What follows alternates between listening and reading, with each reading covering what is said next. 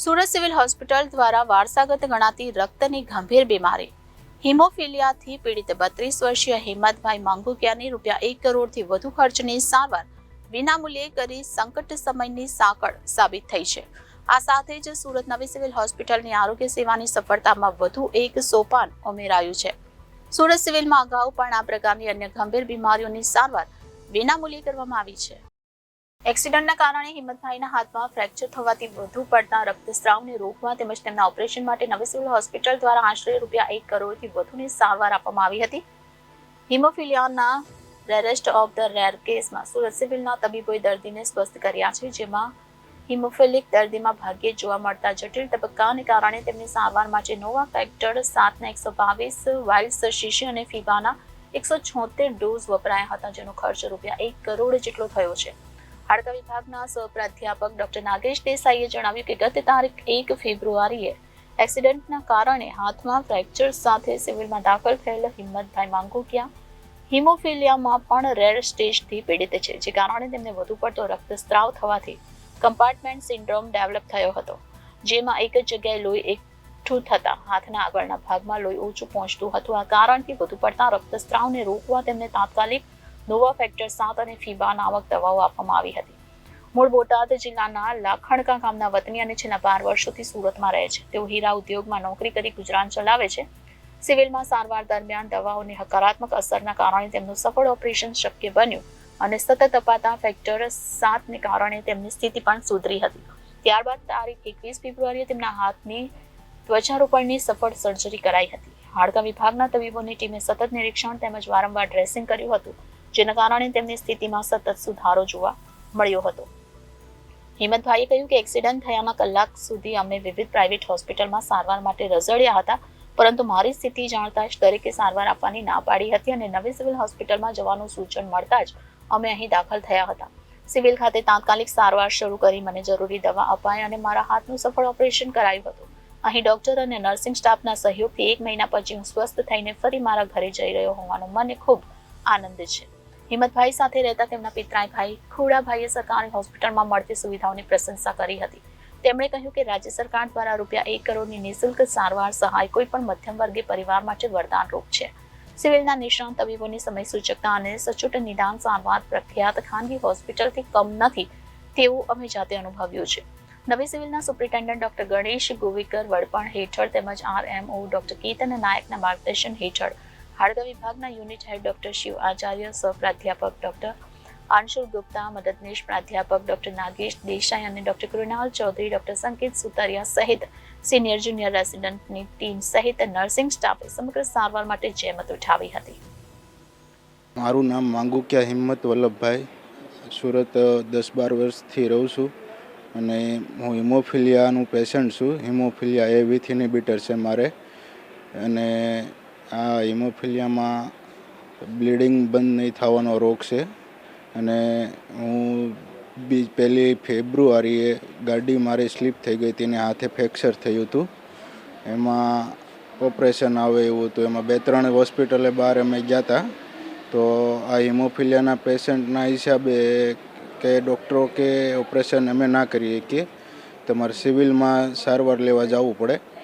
પછી અહીંયા આવ્યા અને અહીંયા આ ફેક્ટર જે હિમોફિલિયાના નોવો 7 અને ફીબા એ અહીંયા પહેલા દિવસે તો નહોતા, બીજા દિવસે એ રીતે આ ડૉક્ટરોના મેનેજમેન્ટની ટીમ બધી ખૂબ મહેનત કરી અને ભેગા કરીને ઓપરેશન કરી અને બધાનો ખૂબ સાથ સહકાર અને બધું સારી રીતે મેનેજમેન્ટ કરીને આ અત્યારે 30 દિવસે હું અત્યારે સ્વસ્થ થઈને રજા આપે છે અત્યારે સિવિલમાંથી મને, અને આ બધા કાર્યકર્તા બધા સિવિલના સપોર્ટરો બધાનો ખૂબ સહકારથી આજે હું સ્વસ્થ થઈને રજા લઈને ઘરે જવાનું છું।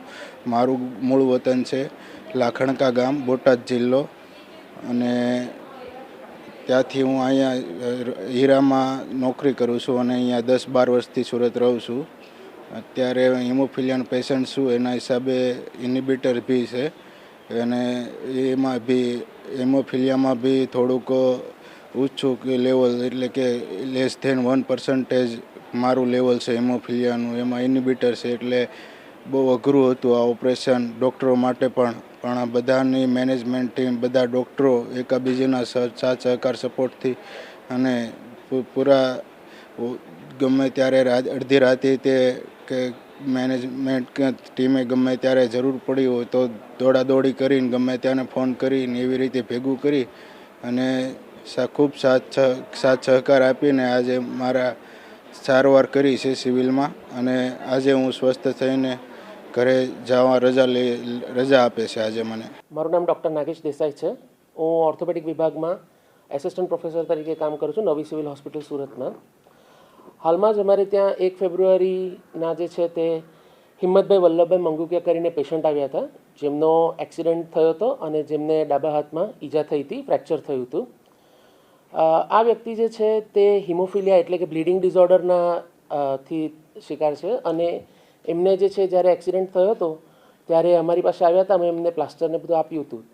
ત્યારબાદ બીજી તારીખે એમના હાથમાં કમ્પાર્ટમેન્ટ સિન્ડ્રોમ, જે કે બહુ ખતરનાક બીમારી થઈ શકે છે એવો સિન્ડ્રોમ છે, એમાં અમે એમને જે છે તે ઓપરેશન માટે લીધા હતા બીજી તારીખે.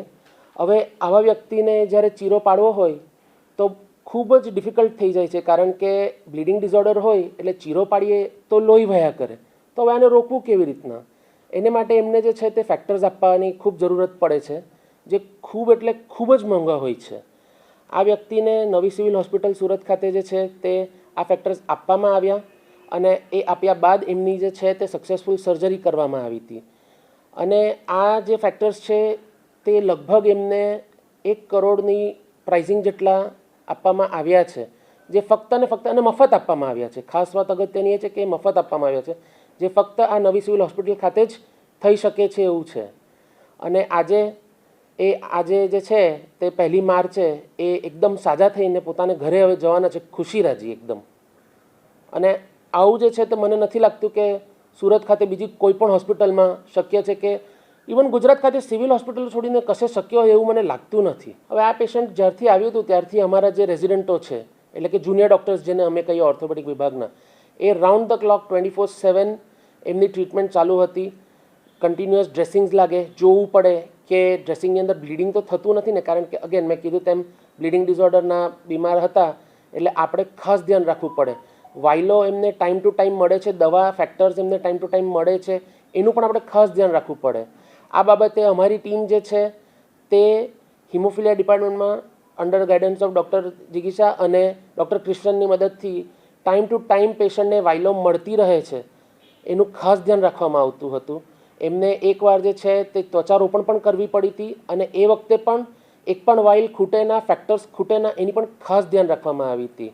આ બધું જે છે તે હિમોફિલિયા યુનિટ સહિત અમારા સુપ્રિન્ટેન્ડન્ટ સાહેબ અને આરએમઓ સાહેબની નજરાણીમાં બધું એકદમ વ્યવસ્થિત કરવામાં આવ્યું હતું અને કશે પણ લાપરવાહી ન થાય એની બી ખાસ સ્ટેપ ટુ સ્ટેપ ધ્યાન રાખવામાં આવી હતી આ વસ્તુને લઈને.